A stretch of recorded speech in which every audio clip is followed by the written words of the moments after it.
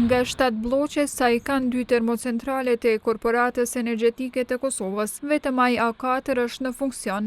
Mëngjesin e hershëm të së mërkurës, shkaku një avarie u ndal puna në njësim B2, duke lënë vendin me më pak se 160 MW prodhim, 113 MW prej të cilave nga njësia e vetme në funksion.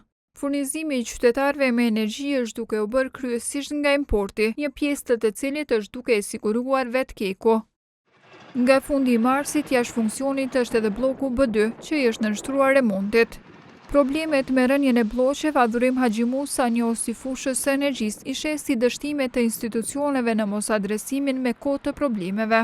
Tashti ka fillu punën riparimin në blokun në një prej bloqeve të Kosovës B, ndërsa ne nuk e dim absolut se cila është kostoja, shtesë që ne e paguajmë për me e importu energjinë elektrike si rjedhoj e ndalës së këtij bloku. Nuk e dim nëse institucionet tona janë për kujdes me pas një kontrat afatgjatë.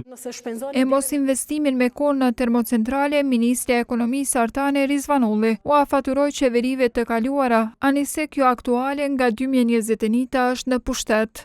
Në 2017 është bërë studimi i fizibilitetit për këtë rehabilitim, mirë po fatkeqësisht nuk ka ndodhur deri tani. Sikur të ndodhte atëherë, në një kohë kur çmimi i importit ka qenë mesatarisht 40-46 euro, sigurisht që kjo sakrifica afat shkurtër do të ishte më e vogël. Fakti është që tani duhet bëjnë këto investime në një kohë kur importi është më i lartë. Rizvanolli tha se në fund të prillit do të fillojnë punimet në rehabilitim të bllokut B2 dhe modernizim të turbinës së tij. Investimet në 2 bloqet e termocentralit Kosova B, sipas saj do të vazhdojnë edhe gjatë viteve 2026 e 2027, për çka pritet të shtonë kapacitetet për 80 MW.